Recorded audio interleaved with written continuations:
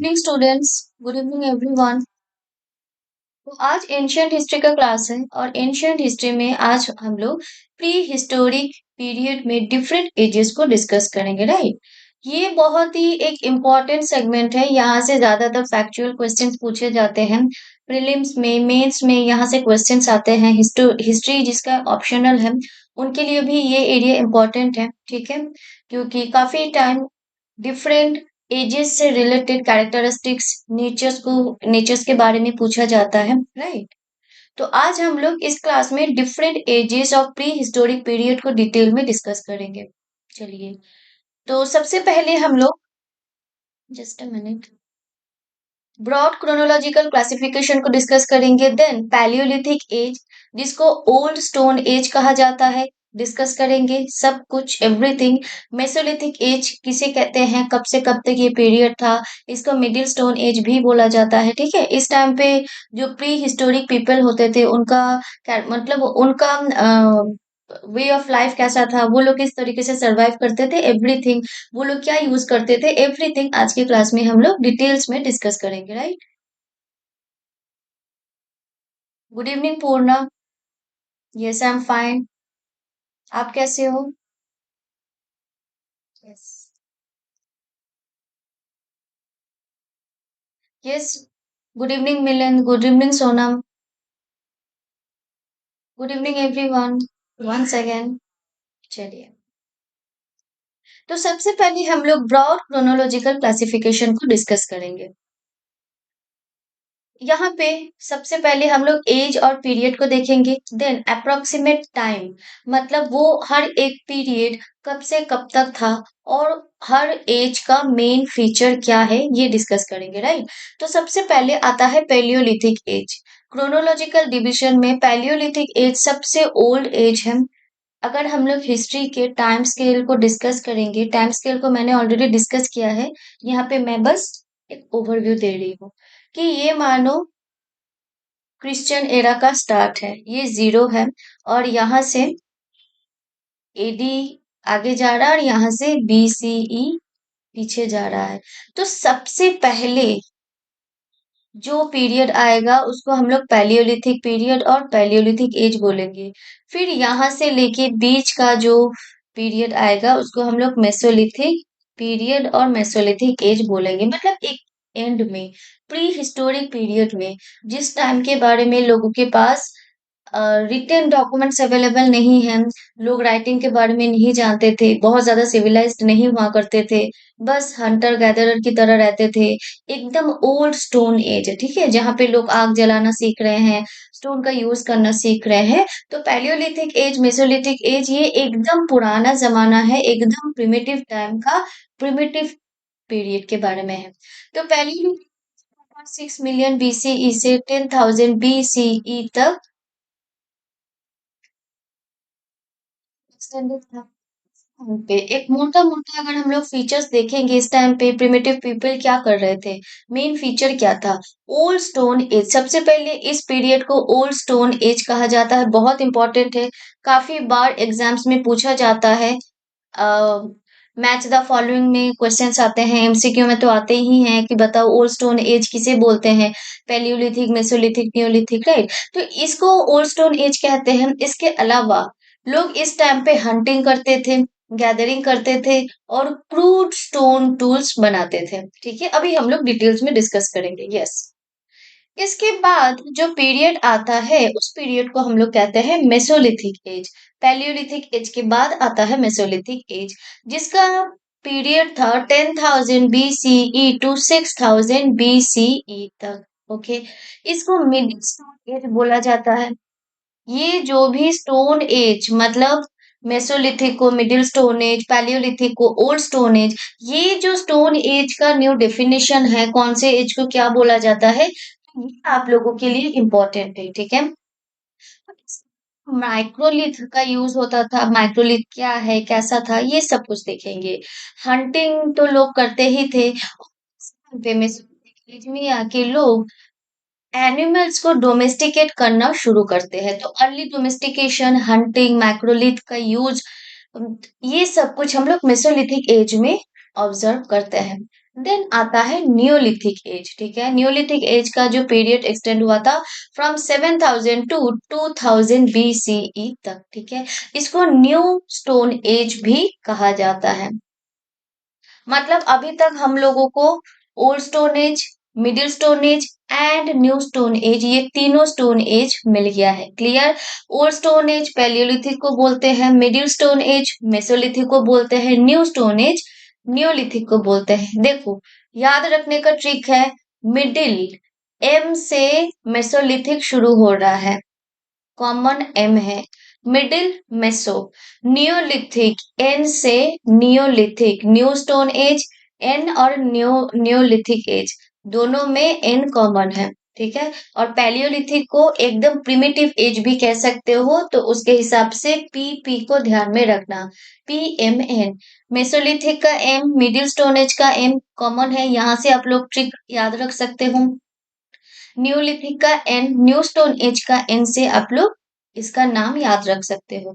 Neolithic age में लोग agriculture करने लगे थे, डोमेस्टिक मतलब एनिमल्स को डोमेस्टिक करते ही थे, ठीक है।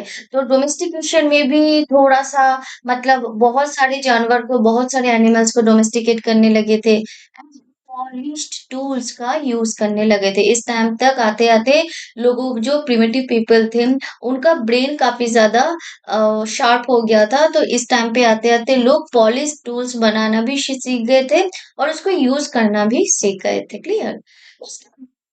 न्यूलिथिक एज के बाद आता है चैल्कोलिथिक एज, बहुत इंपॉर्टेंट है।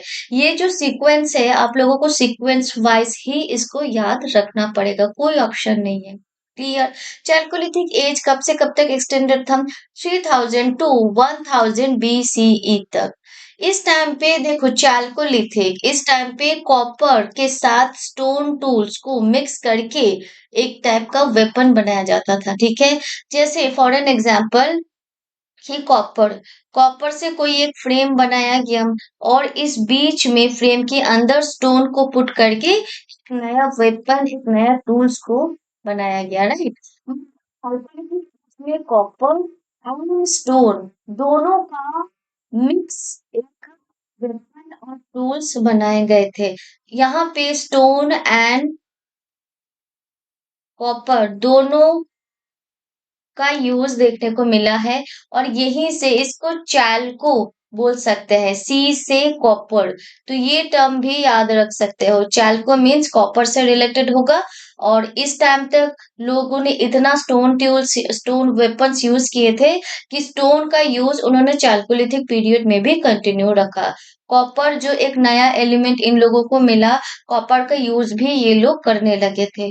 जो उनके पास स्टोन टूल्स था, उसी को वो लोग कंटिन्यू करने लगे, प्लस कॉपर को उन लोगों ने अपने टूल्स में बस ऐड कर दिया। क्लियर। तो चैल्कोलिथिक एज से आप लोग याद में रख सकते हो कि स्टोन टूल के साथ बस कॉपर का टूल्स को भी ऐड कर दिया गया था, राइट।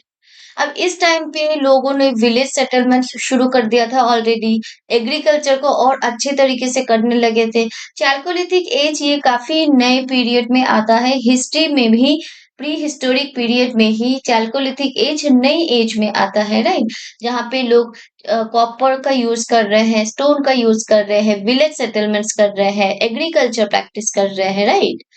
चैल्कोलिथिक के बाद आता है ब्रोंज। टाइम पीरियड क्या था? 3300 टू 1300 बीसीई तक का जो पीरियड था, इसी को ब्रोंज एज बोला जाता है। तो इस ब्रोंज टूल का यूज किया गया था। मतलब अभी तक कॉपर तो था, स्टोन था, और उसके साथ ब्रोंज एक नया एलिमेंट को ऐड कर दिया गया। पहले से ही स्टोन था, देखा हमने पैलियोलिथिक में, मेसोलिथिक में, न्यूलिथिक में। उसके बाद चैल्कोलिथिक में हम लोगों ने देखा कि कॉपर को भी ऐड कर लिया गया था, ठीक है। एंड देन ब्रोंज एज में आके ब्रोंज जो एक नया एलिमेंट को बनाया गया था, उस एलिमेंट को भी ऐड कर दिया गया था डेली यूज के लिए। क्लियर। तो ब्रोंज टेक्नोलॉजी के थ्रू ब्रोंज एलिमेंट को बनाया गया, राइट। और यहीं से अर्बन सिविलाइजेशन का भी एक नया शुरुआत होता है। अर्बन सिविलाइजेशन देखने को मिला है सेवरल रीजियंस पे। क्लियर। मतलब अगर आप लोग एलिमेंट का यूज देखोगे, सबसे पहले स्टोन आया है, उसके बाद आया है कॉपर, एंड देन उसके बाद आया है ब्रोंज। क्लियर। तो फिर आयरन इतना फेमस क्यों है? इसको आयरन एज भी तो बोल सकते हैं, या फिर आयरन का क्या सीन है? हम लोग बचपन में पढ़ते थे ना कि आयरन बहुत पुराना एलिमेंट है, बहुत पहले आया था। यस, ब्रोंज के बाद आया था। मतलब कॉपर सबसे पुराना एलिमेंट है, उसके बाद ब्रोंज है, एंड देन आयरन का डिस्कवरी हुआ था और आयरन का यूज होने लगा था। तो आयरन, जिस एज में आयरन का यूज होने लगा, उस एज को हम लोग बोलते हैं आयरन एज। और 1500 बीसीई से आने वाले पीरियड में आयरन का यूज सबसे ज्यादा होने लगा था। Wide spread use of iron, agricultural and technological expansion होता गया। क्लियर।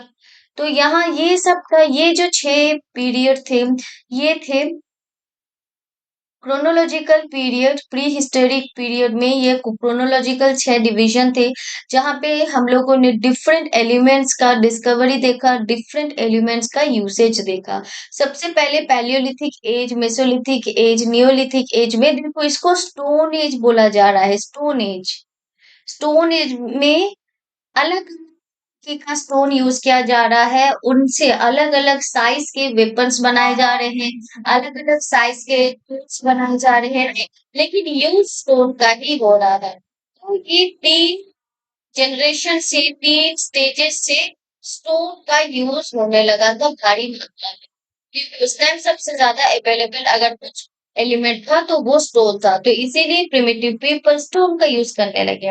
उसके बाद स्टोन का टूल्स जब बहुत अच्छे से यूज करने लगे, पॉलिश्ड टूल को जब यूज करने लगे, उसके बाद इन लोगों ने काफी और एक्सप्लोरेशंस करने लगे। मिट्टी को खोदा गया, राइट, डिफरेंट डिफरेंट जगह को, जियोग्राफिकल एरियाज को डिस्कवर किए गए, उनको एक्सप्लोर किया गया। और उसी एक्सप्लोरेशन के दौरान ह्यूमंस ने कॉपर को खोज निकाला। ठीक है, कॉपर का डिस्कवरी हुआ और उन्होंने स्टोन के साथ कॉपर का भी यूज करना शुरू कर दिया। क्लियर। कॉपर को जब उन लोगों ने अच्छे तरीके से यूज कर लिया, देन उन लोगों ने ब्रोंज टेक्नोलॉजी का डिस्कवर किया था। ब्रोंज टेक्नोलॉजी के थ्रू, हाँ मैं बताऊंगी ब्रोंज टेक्नोलॉजी क्या है, डोंट वरी। तो ब्रोंज टेक्नोलॉजी के थ्रू ब्रोंज का यूज डिस्कवर हुआ। ब्रोंज को बनाने के बाद ब्रोंज का भी यूज होना शुरू हो गया। और धीरे धीरे जैसे कि टेक्नोलॉजी का एक्सपेंशन होता गया, ह्यूमन ब्रेन्स बहुत ज्यादा डेवलप होता गया, वैसे वैसे इंसानों ने बहुत ज्यादा एक्सप्लोरेशन करना शुरू कर दिया, डिस्कवरी करना शुरू कर दिया। और इसी तरीके से आयरन को भी डिस्कवर किया गया और आयरन का भी यूज करना शुरू हो गया। तो एलिमेंट्स का इवोल्यूशन कैसे हुआ? सबसे पहले stone, then copper, then bronze and then iron, और इसी तरीके से आगे जाके आयरन ही कंटिन्यू करता है डिफरेंट टेक्नोलॉजिकल एक्सप्लोरेशंस में। क्लियर। एग्रीकल्चर में डिफरेंट टेक्नोलॉजी को बनाने के लिए, डिफरेंट डिफरेंट पर्पस के लिए आयरन का वाइड स्प्रेड यूज होने लगा। यहाँ तक क्लियर है? ये क्रोनोलॉजी आप सबको समझ आया? मेसोलिथिक के बाद नियोलिथिक। तो ये सीक्वेंस के हिसाब से आप लोगों को याद रखना है, बहुत इंटरेस्टिंग सा भी है और इम्पोर्टेंट भी है। हर जगह पे ना इतना मतलब सीक्वेंस वाइज नहीं होता है, तो इसीलिए स्टूडेंट्स काफी टाइम कंफ्यूज हो जाते हैं कि किसके बाद क्या आया। तो पैलियोलिथिक के बाद मेसोलिथिक, मेसोलिथिक के बाद नियोलिथिक, नियोलिथिक के बाद चैल्कोलिथिक, चैल्कोलिथिक के बाद ब्रोंज, ब्रोंज के बाद आयरन। आई होप यहाँ से आप लोगों को क्लियर हो गया होगा और अभी आगे जाके आप लोग नहीं भूलेंगे, राइट? चलिए, नाउ अभी अब हम लोगों ने क्रोनोलॉजिकल डिवीजन देखा, अभी हम लोग ए फर्स्ट डिवीजन को डिटेल्स में डिस्कस करेंगे। सबसे पहले डिटेल्स में डिस्कस करेंगे पैलियोलिथिक एज, जिसको ओल्ड स्टोन एज कहा जाता है, क्योंकि स्टोन एज में 3 टाइप, मतलब स्टोन एज 3 पार्ट्स में डिवाइडेड है, राइट? स्टोन एज 3 पार्ट्स में डिवाइडेड है। Old stone age, right, then अभी अभी बताया middle stone age, and third part is new stone age. और ओल्ड स्टोन एज को ही हम लोग पैलियोलिथिक एज बोलते हैं, मिडिल स्टोन एज को मेसोलिथिक एज बोलते हैं, न्यू स्टोन एज को हम लोग नियोलिथिक एज बोलते हैं। क्लियर है? तो ये ही पैलियोलिथिक एज को हम लोग डिस्कस करेंगे अभी। तो पैलियोलिथिक एज कौन है, ये आप में ही ओल्ड स्टोन का मीनिंग बताता है। मीन्स देखो, पैलियो, पैलियो का मतलब होता है ओल्ड, लिथिक, लिथिक का मतलब होता है लिथोस। ये लिथिक नाम लिथोस आया है जिसका मतलब होता है स्टोन। क्लियर? लिथिक, ये जो टर्म है ये लिथोस से आया है और इसका मतलब है स्टोन। ठीक है, तो पैलियोलिथिक का मतलब होता है ओल्ड प्लस स्टोन और एज। एज तो अपने हिसाब से ही मीनिंग देता है। क्लियर? पैलियोलिथिक एज का मतलब होता है old stone as. Now time period क्या था? 2.6 million BCE to 10,000 BCE. In India, if it begins from the lower Paleolithic and continues through middle and upper Paleolithic phases. देखो, Paleolithic phase में भी 3 phase हुआ करते थे। सबसे पुराना जो फेज था उसको लोअर पैलियोलिथिक फेज बोला जाता है, लोअर पैलियोलिथिक एज। देन आता है मिडिल पैलियोलिथिक एज, देन आता है अपर पैलियोलिथिक एज। क्लियर है? यहां तक समझ आया? गुड। नाउ बात करेंगे कैरेक्टरिस्टिक्स।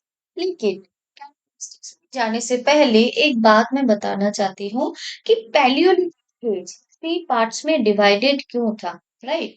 मतलब हम लोगों ने देखा कि पैलियोलिथिक एज 3 पार्ट्स में डिवाइडेड है, पर वाई, क्यों? Why Paleolithic age is divided into 3 parts? क्योंकि ये जो पीरियड था ये काफी लॉन्ग पीरियड तक लास्टेड था। मतलब पैलियोलिथिक पीरियड का जो आप लोग टाइम पीरियड देखोगे ये काफी 2.6 बिलियन BCE टू 10,000 BCE, मतलब काफी टाइम। सबसे ज्यादा लास्टेड पीरियड अगर कुछ होगा तो पैलियोलिथिक पीरियड होगा। बहुत टाइम तक ये इस पीरियड का टाइम पीरियड था। ठीक है, तो फर्स्ट, तो why this division?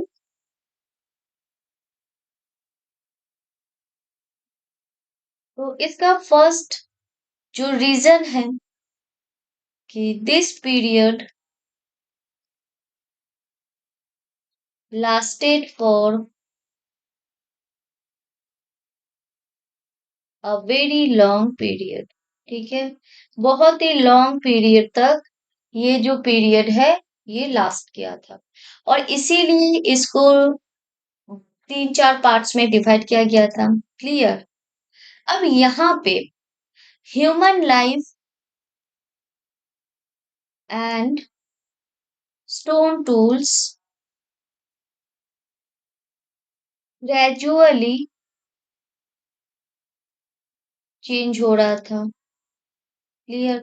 Gradually change हो रहा था। Stone tools, human life and stone tools, यहाँ पे पूरे पीरियड में, throughout the whole period, human beings stone tools का यूज कर रहे थे। राइट? स्टोन टूल्स का यूज तो हम लोगों ने देखा है, लेकिन हर एक पीरियड में सेम नहीं था। स्टोन का भी यूज था लेकिन अलग अलग तरीके से। लोअर पीरियड में थोड़ा सा अलग तरीके का स्टोन टूल का यूज किया गया, देन मिडिल में दे अलग, देन अपर पैलियोलिथिक पीरियड में अलग टाइप के स्टोन टूल को यूज किया गया। इस पीरियड में ह्यूमन लाइफ का ग्रेजुअल चेंजेस हो रहा था, स्टोन टूल्स का ग्रेजुअल चेंजेस हो रहा था, इसलिए भी इस पूरी पीरियड को 3 पार्ट्स में डिवाइड किया गया है। क्लियर?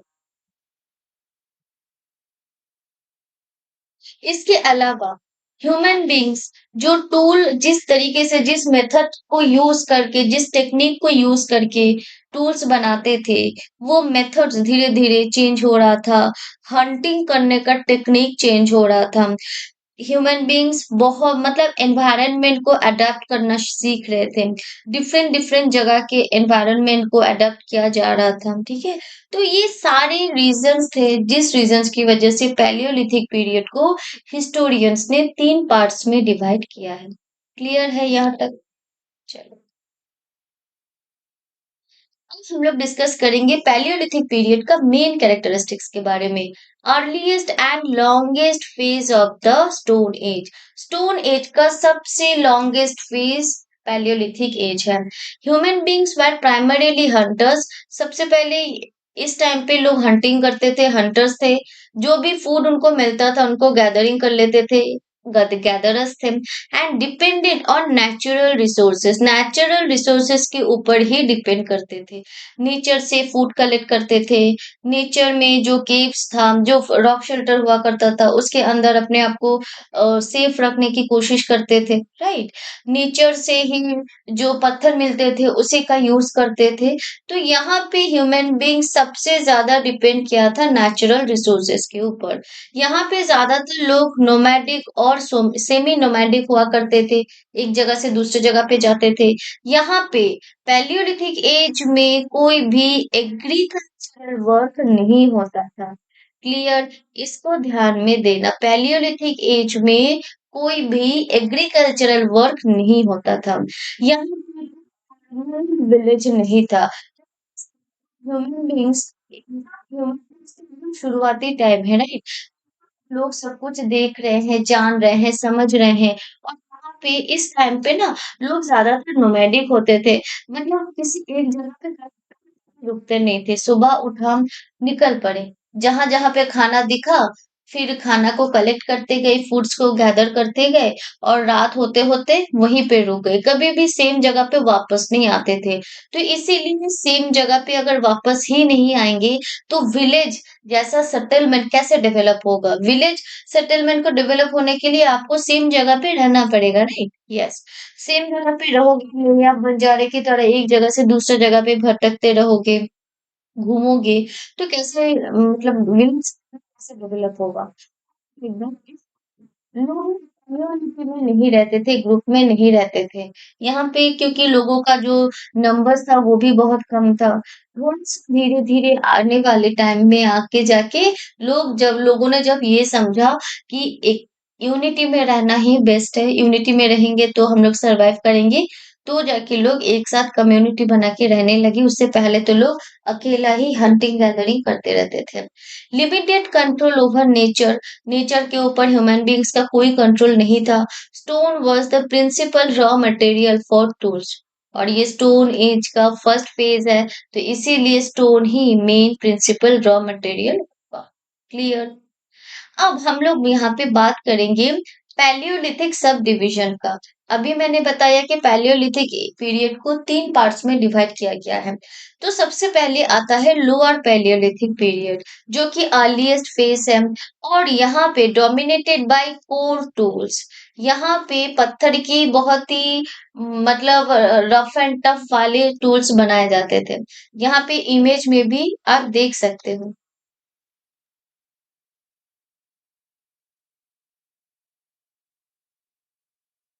यहाँ पे देखो, important tools lower Palaeolithic period में लोग कुछ इस तरीके के टूल्स बनाते थे पत्थर का।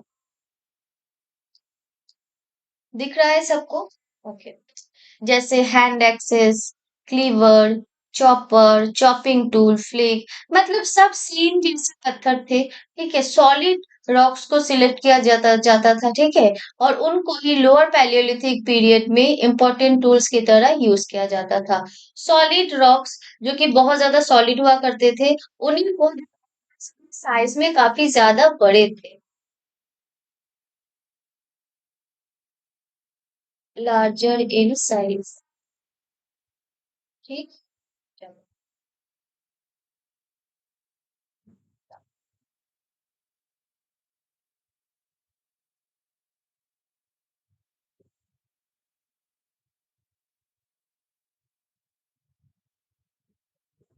जैसे hand axe, cleavers, choppers, chopping tools, अब ये भी हम लोगों ने देखा कि लोअर फेज में लोग किस टाइप के टूल्स को यूज करते थे। उसके बाद Acheulian tradition is particularly important in India. अब ये एचुलियन ट्रेडिशन क्या है? ये लोअर पैलियोलिथिक फेज से रिलेटेड है। किसी को पता है एचुलियन ट्रेडिशन क्या है? एनीवन?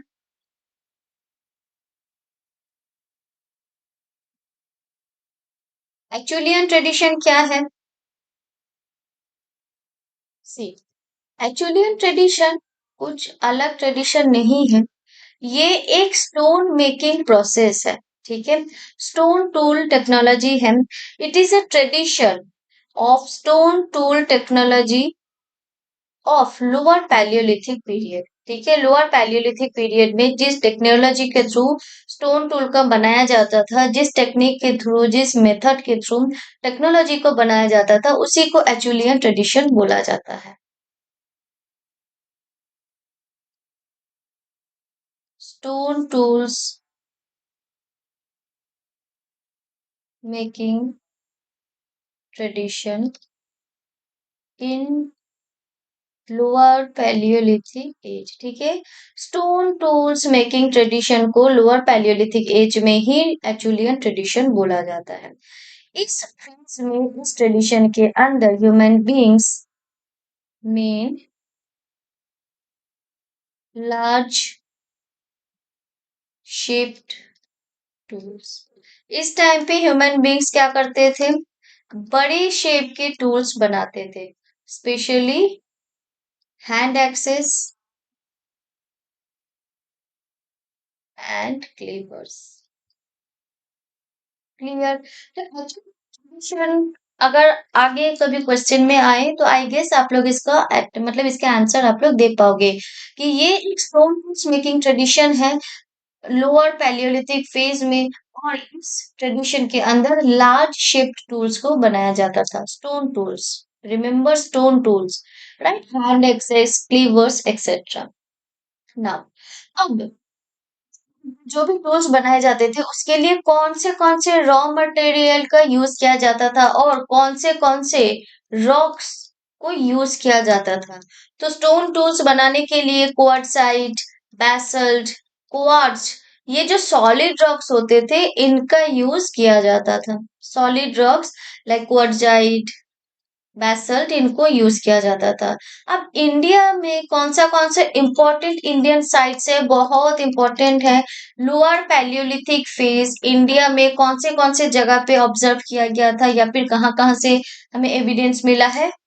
अत्तिरमपक्कम जो कि तमिलनाडु में सिचुएटेड है, इसामपुर कर्नाटका में सिचुएटेड है, हांसी वैली कर्नाटका में सिचुएटेड है, देन नर्मदा वैली मध्य प्रदेश में, स्वान वैली नॉर्थ वेस्टर्न सब कॉन्टिनेंट में, भीमबेटका मध्य प्रदेश में। ये सारे आप लोगों को याद करने पड़ेंगे कि तमिलनाडु में जो लोअर फेज का साइट है उसका नाम है अत्तिरमपक्कम, कर्नाटका में इसामपुर, कर्नाटका में हंसी वैली, मध्य प्रदेश में नर्मदा वैली, नॉर्थ वेस्टर्न सब कॉन्टिनेंट में सोन वैली, मध्य प्रदेश में भीमबेटका। क्लियर है? यहाँ पे इमेज में भी आप देख सकते हो। यस, इस इमेज के थ्रू भी आप लोग देख सकते हो, है ना? चलिए, नाउ बात करेंगे मिडिल। मेन कैरेक्टरिस्टिक्स क्या है? More refined tools that lower palaeolithic phase. Lower palaeolithic age में लोग जिस तरीके के टूल्स यूज करते, स्टोन टूल्स यूज कर रहे थे, मिडिल पैलियोलिथिक एज में आके और ज्यादा रिफाइंड टूल्स यूज करने लगे। ठीक है, इस टाइम पे सबसे इम्पोर्टेंट टूल्स था फ्लेक टूल्स। इसको ध्यान में देना। तो मिडिल पैलियोलिथिक एज में सबसे इम्पोर्टेंट टूल हुआ करता था फ्लिक टूल्स। इस इस टाइम पे टूल्स स्मॉलर हो गए, उसका जो साइज था स्मॉलर हो गया था, लाइटर हो गया था और मोर स्पेशलाइज्ड हो गया था, क्योंकि ह्यूमन ब्रेन डेवलप हो रहा था, तो इसीलिए टूल्स का साइज शेप भी बदल रहा था। ठीक है, यहाँ पे कुछ एग्जाम्पल है कुछ इंपॉर्टेंट टूल्स के, like scrapers, points, borers, flick tools etcetera. जैसे मैं यहाँ पे इमेज दिखा देती हूँ।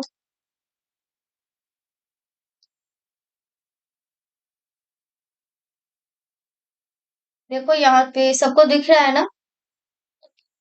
ये है scraper, point, borer, denticulated tool, flake tool. तो ऐसे टूल्स हम लोग हमेशा कभी ग्राउंड में या फिर रेलवे ट्रैक के पास भी देखते हैं, तो अगर ऐसा शेप में कुछ दिखे तो आप लोग थोड़ा-सा वहाँ से भी इसको मिला सकते हो, राइट? कि कोई स्क्रैपर के शेप में होगा, पॉइंट के शेप में होगा, बोरर या डेंटिकुलेटेड टूल्स के शेप में होगा या तो फ्लैग टूल्स के शेप में मिल सकता है, राइट? तो कुछ इस टाइप के टूल्स मिडिल पैलियोलिथिक एज में प्रिमिटिव पीपल यूज़ करते थे डिफरेंट डिफरेंट पर्पस के लिए, okay?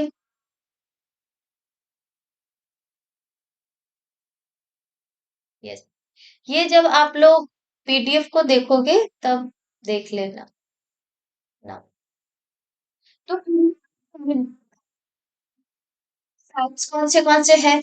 Narmada valley, Rajasthan, central India, Deccan, Gujarat, Son valley, सी। ये सारे sites हैं जहाँ पे पीपल रहते थे, ठीक है? As a nomadic people, as a semi nomadic people, जहाँ पे उन्होंने अपना सेटलमेंट को डेवलप किया था, ठीक है? अब ये बात आता है कि हर जगह पे क्यों नहीं है? क्योंकि उस टाइम पे पॉपुलेशन कम था, क्लियर? उस टाइम पे बहुत ज्यादा ठंडी जगह पे नहीं रह सकते, बहुत ज्यादा गर्मी में नहीं रह सकते, तो ये सारी जगह उस टाइम पे फॉरेस्ट एरिया हुआ करता था, जहाँ पे नेचुरल रिसोर्सेज काफी अच्छा हुआ करता था, जहाँ पे लोगों को फूड मिलते थे, पानी मिलता था, राइट? वाइल्ड एनिमल्स मिलते थे जिनको वो लोग शिकार करते थे।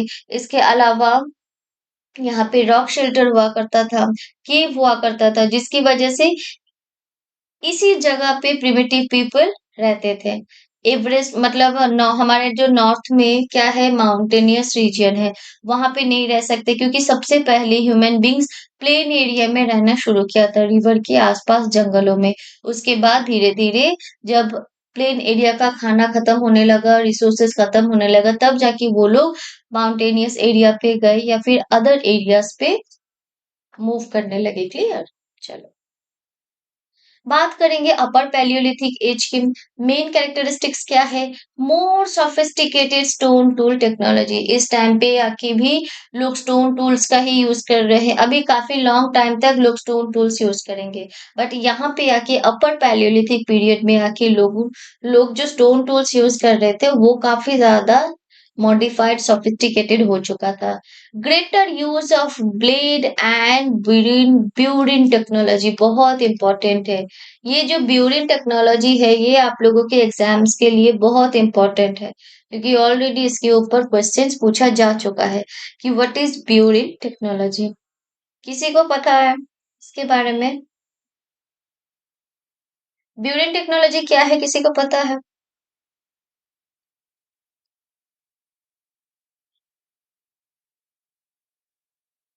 ब्यूरेन टेक्नोलॉजी क्या है? ये कुछ भी नहीं है, बस स्टोन टूल्स को बनाने का ये अलग अलग ट्रेडिशन होता है या तो टेक्नोलॉजी होता है। Buren refers to a method of making small sharp edged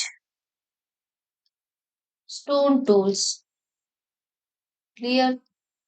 small sharp edge stone tools making technology को ही ब्यूरिन टेक्नोलॉजी बोला जाता है, और ये टेक्नोलॉजी अपर पैलियोलिथिक एज में बहुत ज्यादा यूज किया जाता था। तो अपर पैलियोलिथिक एज में small sharp aged stone tools बनाने वाला टेक्नोलॉजी को ही ब्यूरन टेक्नोलॉजी बोला जाता है, क्लियर? चलो, और अपर पैलियोलिथिक एज में स्टोन ब्लेड का बहुत ज्यादा यूज होने लगा। इसके अलावा it increase specialisation in hunting. इस पीरियड में आते आते लोगों ने हंटिंग के ऊपर काफी ज्यादा स्पेशलाइजेशन कर लिया था। Evidence of symbolic behaviour becomes more visible, ठीक है? सिंबॉलिक बिहेवियर भी लोगों ने सीखना शुरू कर दिया था और उसका भी हमें बहुत सारे एविडेंसेस मिलते हैं, और यही वो पीरियड है जिस जो कि बिगिनिंग है ऑफ मोर एलाबोरेटिक आर्टिस्टिक एक्सप्रेशन की। और अपर पैलियोलिथिक पीरियड से ही लोगों ने एक्सप्रेस करना शुरू किया था, आर्टिस्टिक एक्सप्रेशन का एक बिगिनिंग हुआ था, इसको ध्यान में देना पड़ेगा, क्लियर? ये सब ना बहुत ही छोटे छोटे पॉइंट्स है बट बहुत इंपॉर्टेंट पॉइंट्स है, राइट? ये सारे पॉइंट्स जितना अच्छे से समझोगे, जितना अच्छे से याद करोगे, हिस्ट्री की बेस उतनी अच्छी बनेगी। इंपॉर्टेंट डेवलपमेंट्स इस टाइम पे कैसे टूल्स बनते थे? Blade tools, burins, bone tools in some context, ठीक है। किसी किसी जगह पे बोन्स, एनिमल बोन्स का यूज करके टूल्स बनाए जाते थे। पर्सनल ऑर्नामेंट्स बनाए जाते थे in some archaeological context. Personal ornaments किससे बनाए जाते थे? स्टोन से। क्योंकि इस टाइम पे लोगों ने स्टोन का यूज करना, स्टोन को किस तरीके से पॉलिश करते हैं, किस तरीके से शार्प एज्ड हम लोग कुछ भी मटेरियल बना सकते हैं, लोगों ने सीख लिया था। इस टाइम पे आके लोगों ने स्टोन का स्मॉल आर्टिकल्स बनाना शुरू कर दिया था, राइट। तो इसीलिए अपर पैलियोलिथिक एज में आके पर्सनल ऑर्नामेंट्स को बनाना कुछ हेवी बात नहीं था, राइट, ये नॉर्मल चीज थी। Rock art became increasingly important towards later period, और इस टाइम पे रॉक आर्ट शुरू हो रहा था। रॉक आर्ट के थ्रू उस टाइम पे प्रिमिटिव पीपल अपने एक्सप्रेशन को एक्सप्रेस कर पा रहे थे, और आगे जाके यही रॉक आर्ट काफी इम्पोर्टेंट एक फॉर्म ले लेता है। अब इंडिया में कौन से साइट्स अपर पैलियोलिथिक साइट्स के अंदर आता है? भीमबेटका, कुरनूल केव्स, पटना, बेलन वैली। सी, आप लोगों ने नोटिस किया होगा कि एक ही जगह पे, मतलब ऑलमोस्ट सेम जगह पे हमें पैलियोलिथिक, अपर Palaeolithic, lower Palaeolithic, middle Palaeolithic के साइट्स मिले हैं ऑलमोस्ट। नॉर्थ मतलब सेंट्रल इंडिया, सेंट्रल इंडिया थोड़ा बहुत, ये कर्नाटका, ये जो एरिया है इंडिया में, ज्यादातर ये एरिया में पैलियोलिथिक साइट्स के अंदर आता है, या फिर palaeolithic sites is central to little bit south India में एक्सटेंडेड था, है ना। अपर पैलियोलिथिक में यहीं से हम लोगों ने कुछ साइट्स देखे, लोअर पैलियोलिथिक में इसी इसी एरिया से बहुत सारे साइट्स को देखा, मिडिल पैलियोलिथिक भी इसी जोन में सिचुएटेड है। तो हम लोग कह सकते हैं कि ऑलमोस्ट सेंट्रल इंडिया से साउथ इंडिया में मेसो सॉरी पैलियोलिथिक पीरियड के डिफरेंट साइट्स सिचुएटेड हैं। क्लियर है? यस।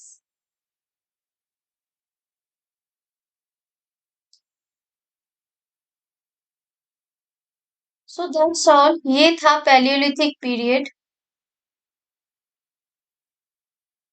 तो आज के क्लास में हम लोगों ने ब्रॉड क्रोनोलॉजिकल क्लासिफिकेशन को डिस्कस किया है अच्छे से, और पैलियोलिथिक एज को ही डिस्कस कर पाए। मेसोलिथिक एज आज के क्लास में डिस्कस नहीं हो पाया, ये हम लोग नेक्स्ट क्लास में डिस्कस करेंगे। क्लियर? आई होप ये दोनों टॉपिक आप लोगों को समझ आया। अगर नहीं समझ आया तो मैं ये वीडियो यूट्यूब पे अपलोड कर दूंगी, आप लोग वहां से भी विजिट करके रीचेक कर सकते हो, right. So thank you so much.